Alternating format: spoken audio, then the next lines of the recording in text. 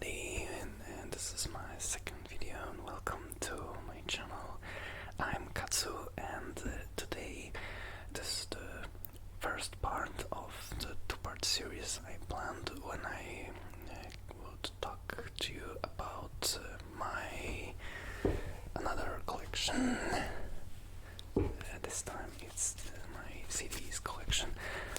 Like I said, this is only the first part, so we're talking about the digibook covers.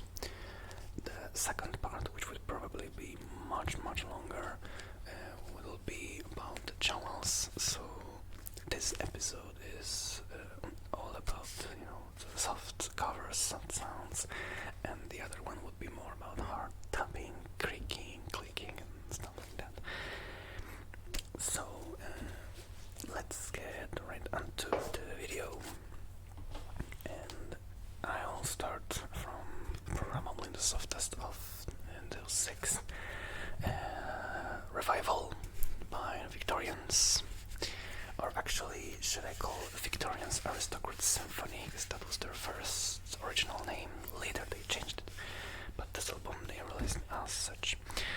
It's a Polish symphonic metal band. I used to really like symphonic metal back when I was 16 up to about 18, 19.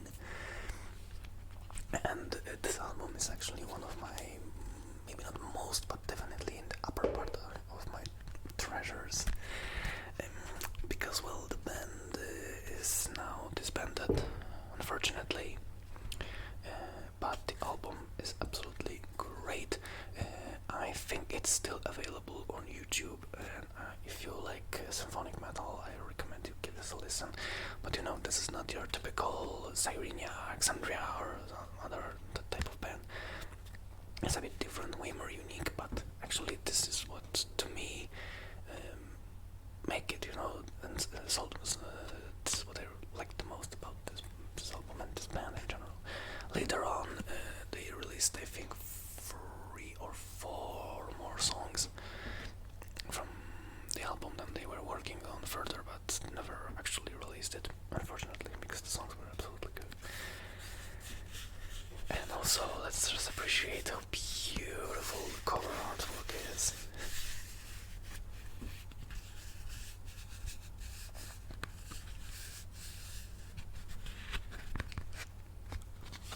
And obviously, it's panoramic.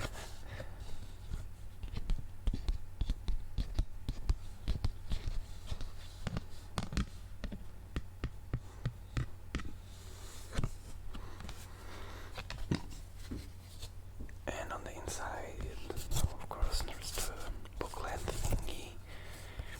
Here are all the credits.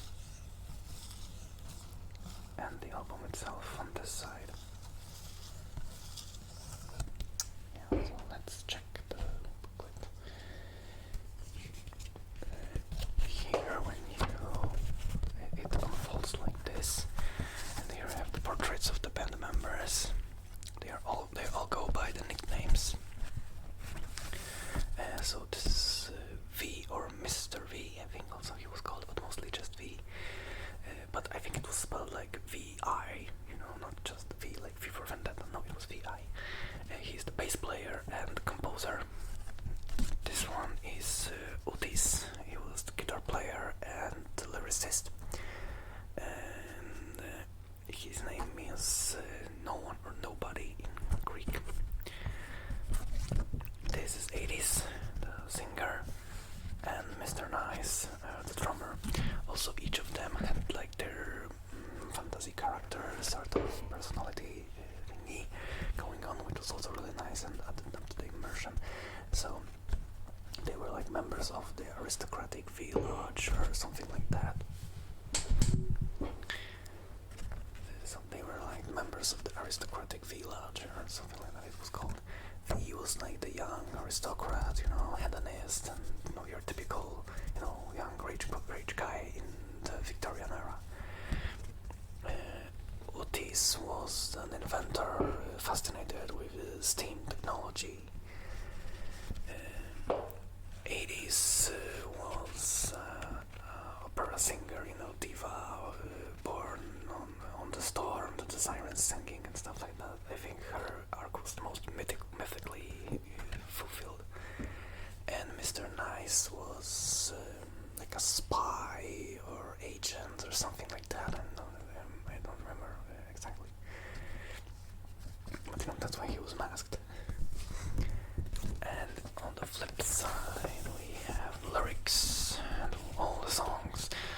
absolutely beautiful.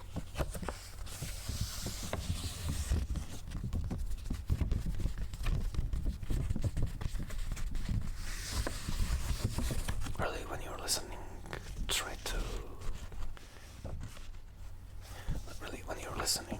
to pay attention to the lyrics.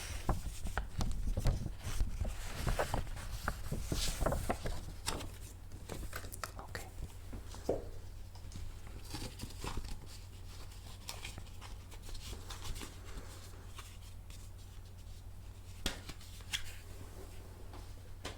Now on to another one. Slightly dusty. Vuur, or however the name is pronounced. This is a Dutch band. In this moment we are free, their only album.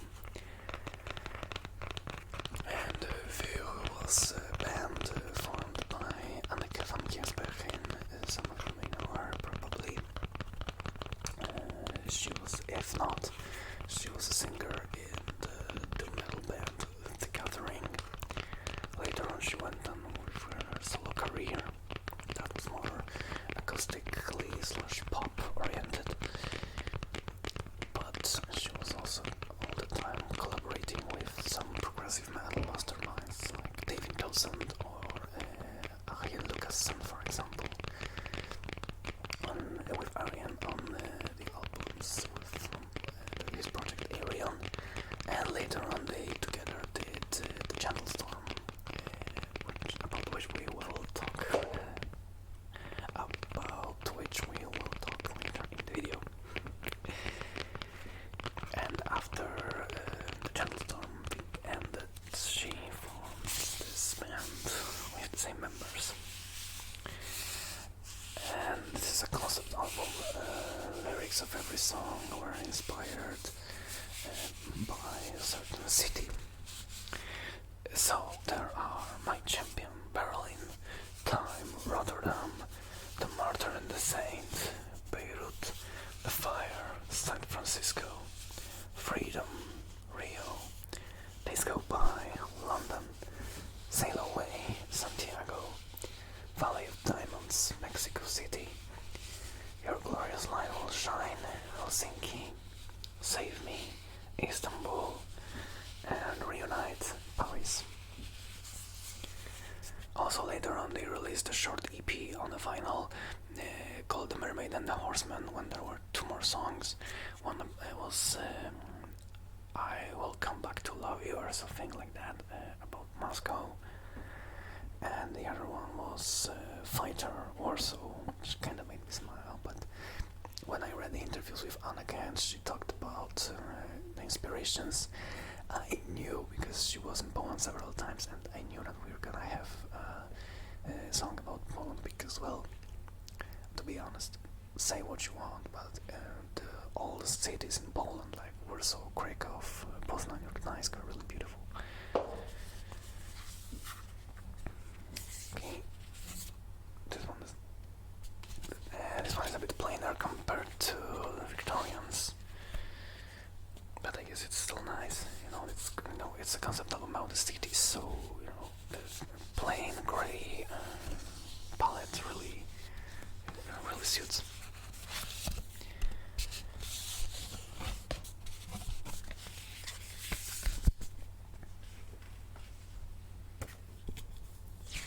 So onto the booklet.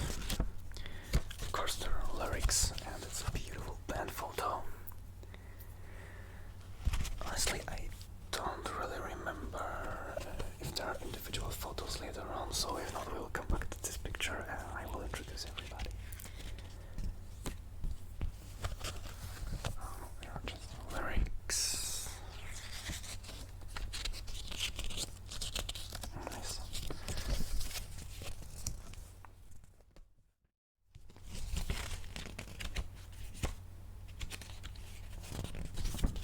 Oh, this one's beautiful. Paris Panorama.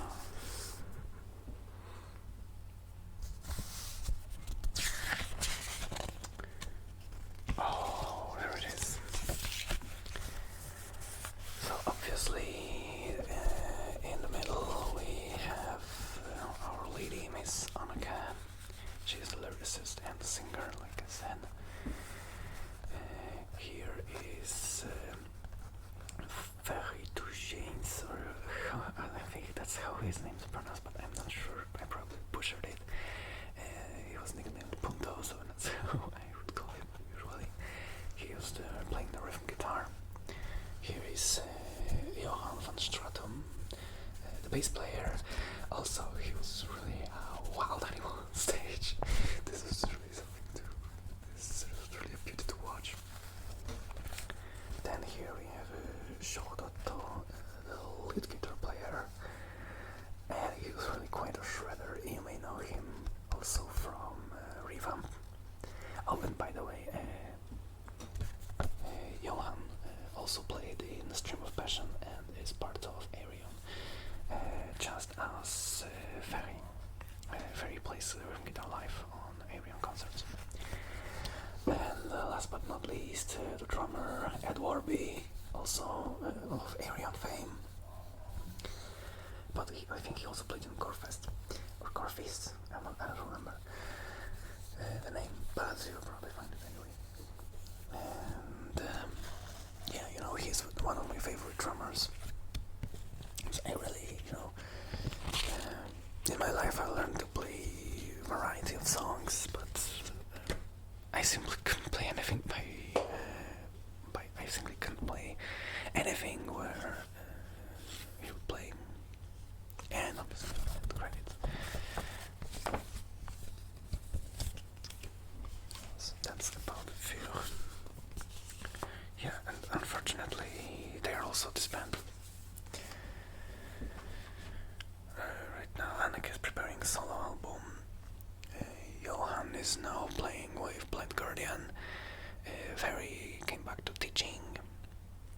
Shahud is currently playing in Dark Horse, White Horse, a new project he made with Marcelo Bovio, also singer and drummer of Epica. And about Ed, I don't really know. I mean, recently, last year, they did. Oh no, wait, sorry. There was an Arion album last year, but he wasn't the one playing on it, so I don't know what's about Ed's whereabouts, unfortunately. Okay. Sorry, those albums are pretty dusty. I very rarely remove them from my stand here. Probably are just the collectibles most of the time.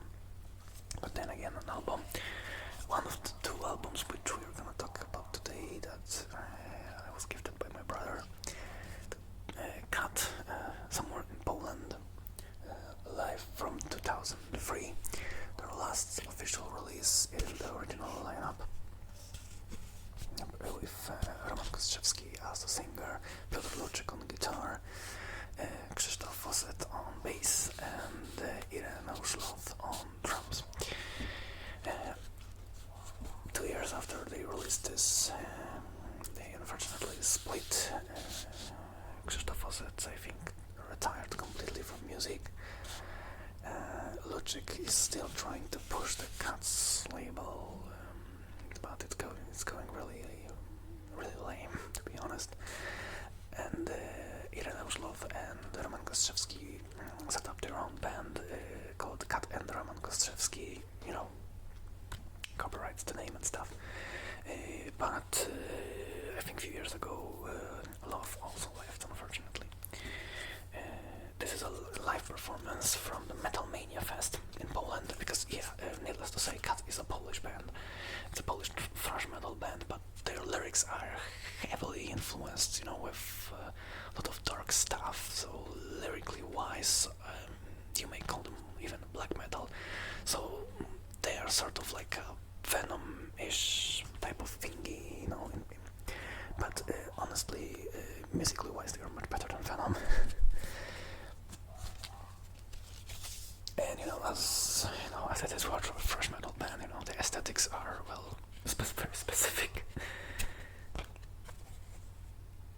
Yeah, here is Osset, the bass player, Luczyk, guitar player, and here you can see the clips of Iraklot from behind the drum set.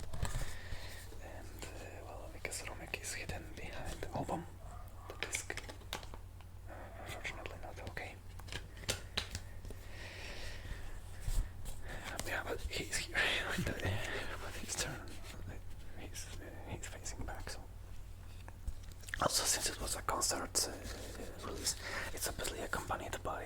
DVD, but I have just the CD release. Oh, Romek is here on the cover, and here's the loot. Yeah, and they are a bit like a Polish type of, Gilmore versus Waters type of thing, which is really sad, to be honest. But I think that after the split, unfortunately, Romek does way better than Luczyk. But that's just my opinion. You feel free to have yours. But in most of the Polish metalheads stand by this. Some of them don't even count albums recorded without Kostrzewski on vocals as unofficial cut releases.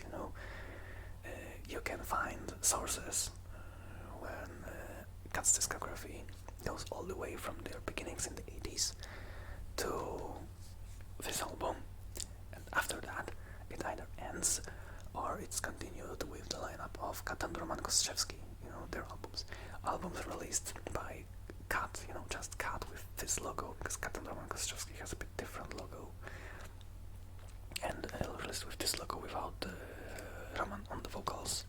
I think it's Henry Beck, I think, is the singer with whom Luczyk collaborates on his albums.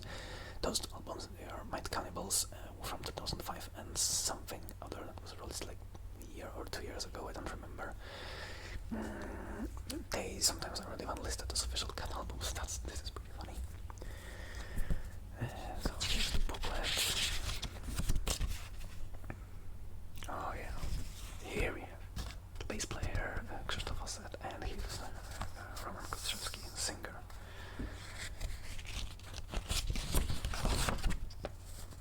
Yeah, Piotr Luczyk, and another shot of Osset. Oh, by the way, I said this was their last release in their original lineup. I should probably mention that the bass player changed. After I think 2 or 3 years, the original bass player was Tomasz Jakuś, but like I said, he left after 2 or 3 years, right after the first or maybe second album, I don't remember. But since then, it was Osset, and they used to have a second guitar player. I forgot the name, unfortunately. Pardon me, guys. Don't hate me on that. But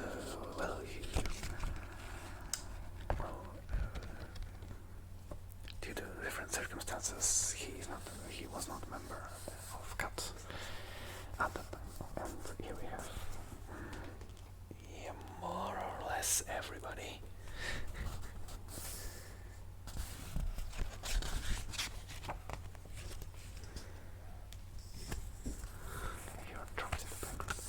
And yeah, Cat was very influential, is actually, because they are still playing. It's a very influential band in Poland in regards of heavy metal music. Like they, Turbo, and TSA, and are the classics of the 80s in terms of heavy metal in Poland. And fun fact, I really cannot think of a different band. Oh, here's another beautiful shot of all 4 members. I cannot really think of a band that, at least in Poland, of course, and of Polish origin, that would be that old, because like I said, Cat started in the 80s, and they are still very popular among young people. Some time ago, I was in my hometown. I visited my parents, and I went to the show which friends were playing, and as a support, there was some band that I completely didn't know. There were some young guys, much younger than me, and they played a cover of Cat's song that I used to also play with my buddies when I was in high school. And those were the guys that are now in high school themselves. So, the generation change is still present, and Cat is still present. I love this photo. The audience pictures at metal shows are always the best.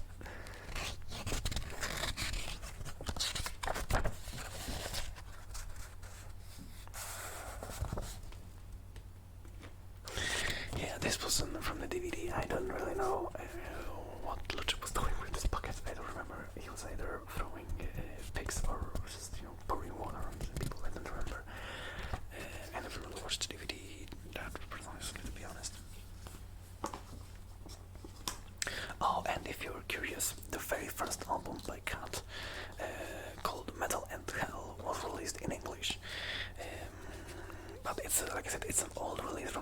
so the sound is also very 80s, but the lyrics are in English, so if you're really curious about this, you can go and check them out. But like I said, lyrically wise, Cat is black metal basically, so mind you that, a lot of profanities and other unpleasant stuff happening. Yeah, here is another album I got from my brother. Acid Drinkers, Infernal Connection. Another heavy metal, or actually thrash metal band from Poland. One of the most influential, but they are slightly later generation than Cat TSA or Turbo, which I talked about before. Because Acid Drinkers started, I think officially they are counted from 1989, but their first album came out in 1990. So, they are more of a 90s band than the 80s.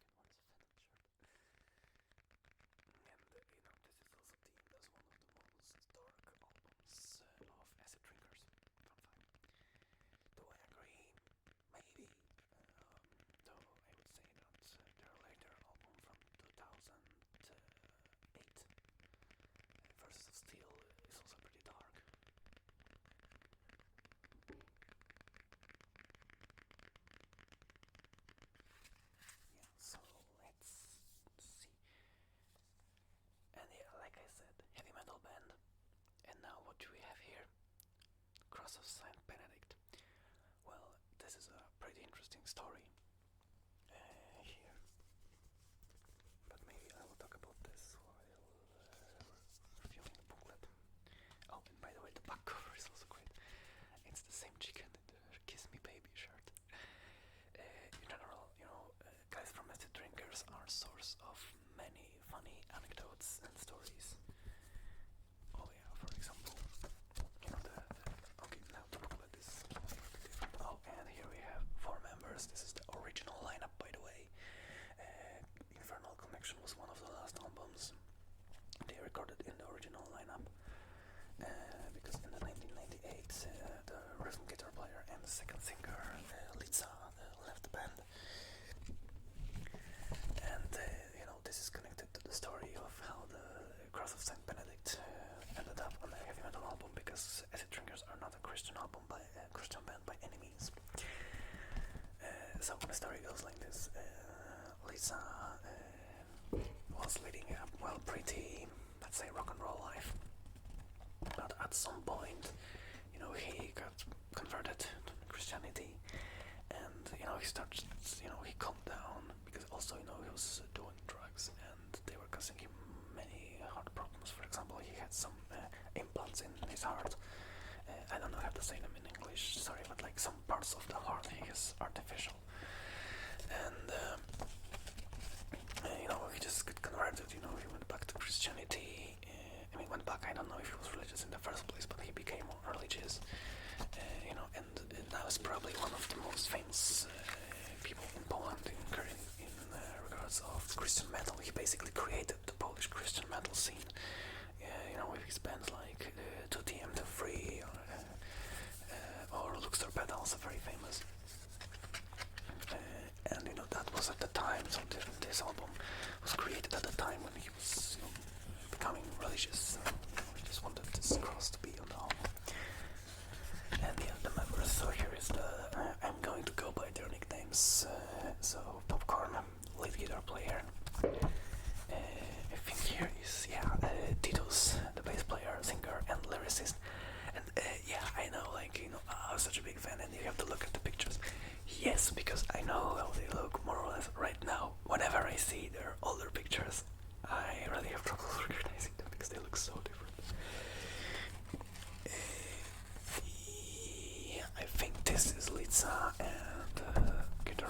singer.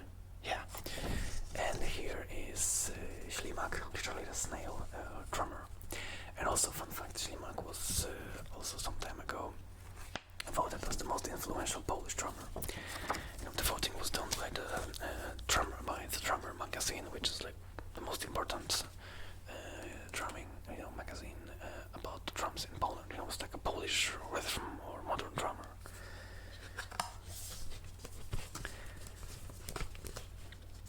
Oh yeah, and I was supposed to say stories about sorry. No, that's correct. Okay, sorry. I missed the sides.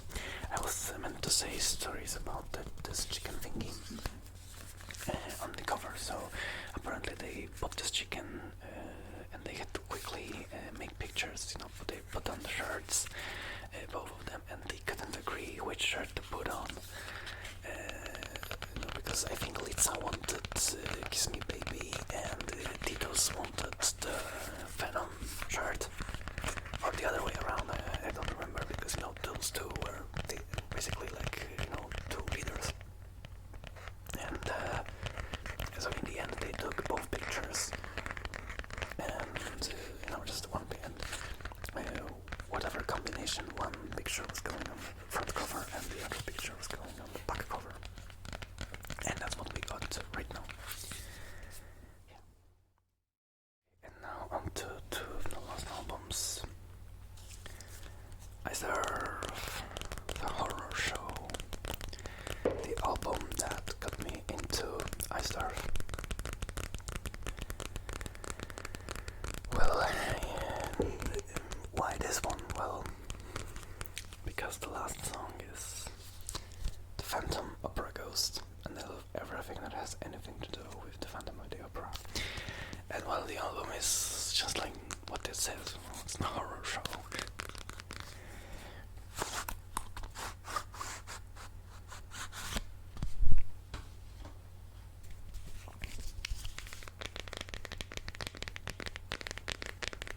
The lyrics are each is inspired by some horror story.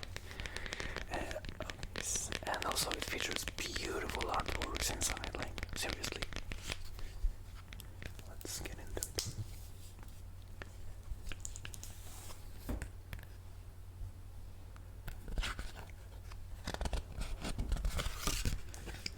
The first one, Wolf, obviously about werewolves.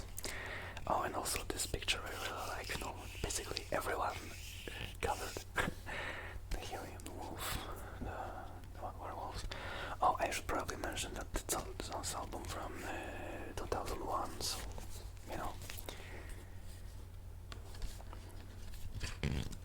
And yeah, this is my favorite I Starve album, but probably more because of the sentiment than anything else. Here is Damien by the Omen, and Jack the Ripper.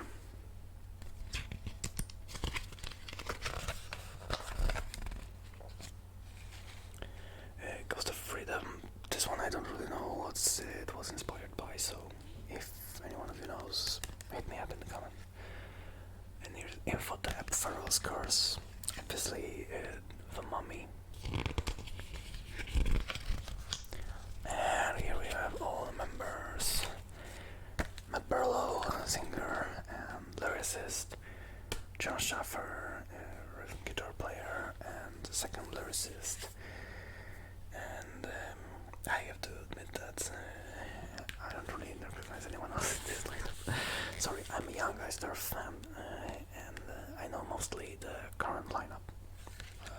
Of Stu Block, Luke Appleton, Jack Trayer, and Smedley.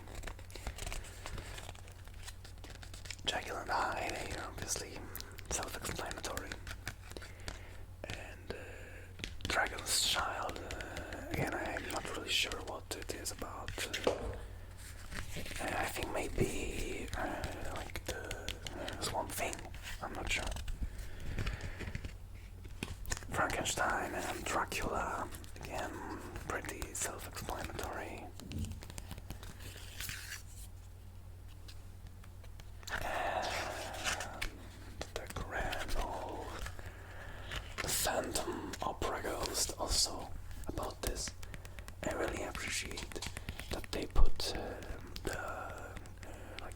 original Phantom of the Opera from the 1925 movie. You know, not the late Weber one. Not that they have anything to, not that there's anything wrong with the late Weber version. It's the most famous version of the Phantom of the Opera. But you know, when you're a hardcore Phantom of the Opera fan like I am, it's always fun to see, some other works of culture referencing Phantom of the Opera in a bit different way than Lloyd Webber did. Especially that the lyrics in this one are clearly more inspired by a book than the musical, and the 1925 movie is definitely a very good adaptation of the book to a movie. Obviously, there are some shortcuts, for example, mostly in the ending, but overall, I will rate it absolutely best. And Johnny's look is obviously iconic in this. And here I have Larry Tarnowski on lead guitar and Richard Christie on drums. And I heard somewhere that Steve DiGiorgio played bass on the song. So, that be it for Ice Earth show. Well, like I said, I'm a young fan of monster, so I don't have many stories to tell about this. Only thing I can mention as a funny story is that my brother really hated it when I got this album and when I got into Ice Earth, because he hates the McBrows singing, but I don't care. And now, my most prized album of the digibook collection, and one of my most prized albums overall, the aforementioned Gentle Storm. This album to me was a match made in heaven. I like Evan Kiersbergen and Ariane Lucassen both did their original work of an album. It's heavily folk influenced, so I think it might be considered as a folk metal. I wouldn't necessarily call them symphonic metal, like there are 3/4 parts, but they're not that present. But it's not like folk metal, like, LVT type of thing.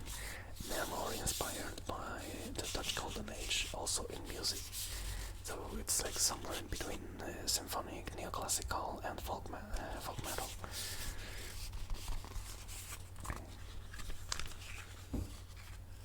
And like I said, the Dutch Golden Age, because again here you have the map of the world at the time. And also it's a concept album by the entries of the diary of wife of sailor. It's really interesting, to look through the lyrics.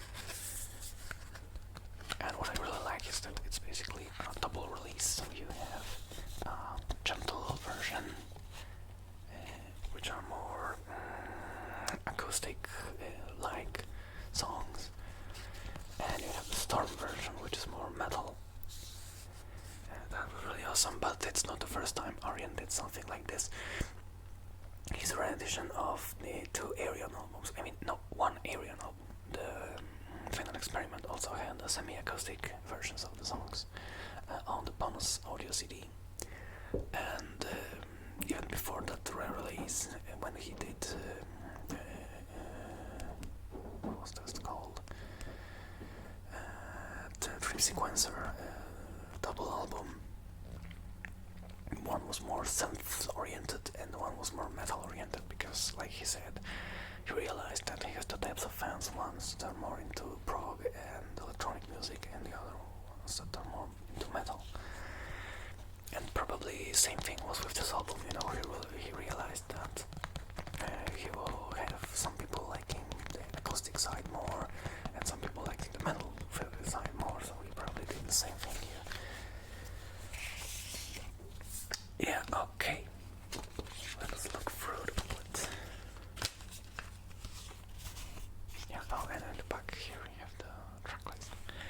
I was lucky enough to be on the Gentle Storm show back in Warsaw. I think it was 2016. Yeah, it was 2016. No, sorry. 15 when they released the album. 16 it was. I think it was later. Yeah, it was a different gig. It was not Gentle Storm, but they both were gigs when they were playing when the line was playing. That's why I got it mixed up. But it was 2015. also have this of diary, so the inside also looks like that. And the lyrics, I have this trivia facts written here, and here we have the lyrics about the song. And there are those beautiful paintings and pictures, and overall, aesthetics of this album are golden. Also one of the reasons why I love it so much. It's like a complete package, Shores of India, and obviously,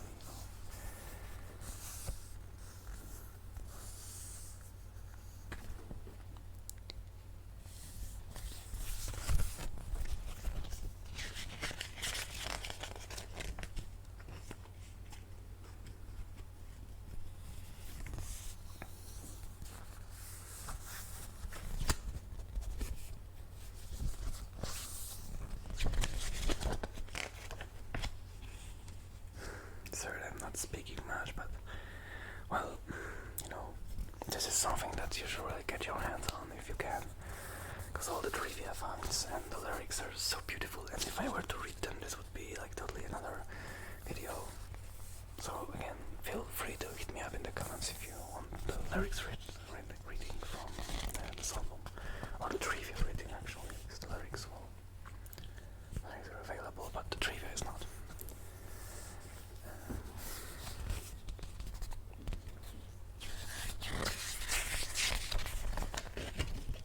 Oh, and this one is beautiful.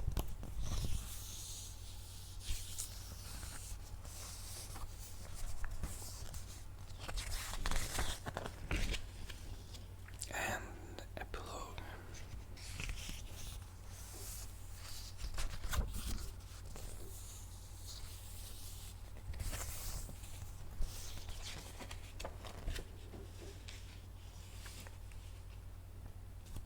Oh, and here is the historical background on the entire 2-page spread.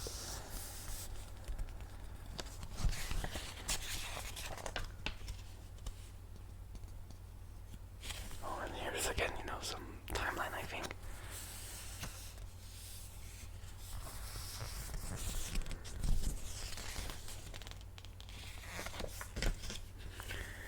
And here is the credits and person. There was really a lot of people in this album.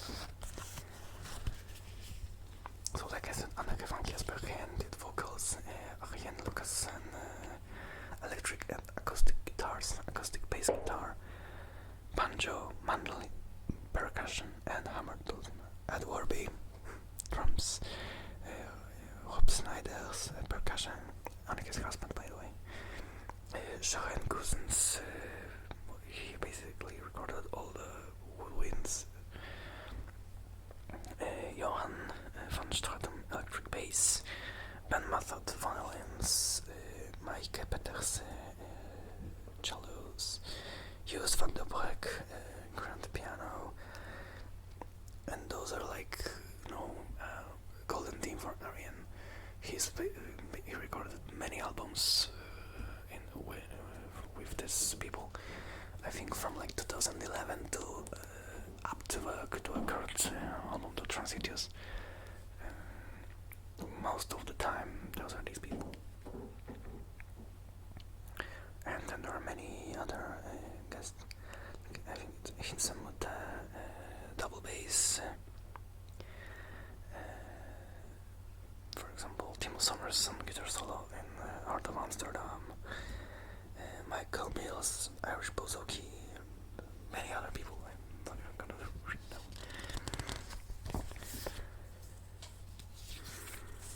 Yeah. Oh, and I should probably mention that it's signed by. Oh my god. I got it signed. I think on a show in Berlin with Phil. Because, well, unfortunately, I think at the time when I was going on a concert with the Gentle Storm, I didn't yet have this album. Yes, yeah, so that's it. Those are my softcover digibook albums. I hope you like my story. stories and my rambling. And yeah, see you in part 2 about jewels. Now when I see the time of the recording, how long it takes, I should probably talk less, because this was just 6 albums. I have 12 of jewels, so twice as much. Yeah, so I will probably, in the next part, I will probably talk less about each single album. But nonetheless, I hope you enjoyed this and will enjoy the second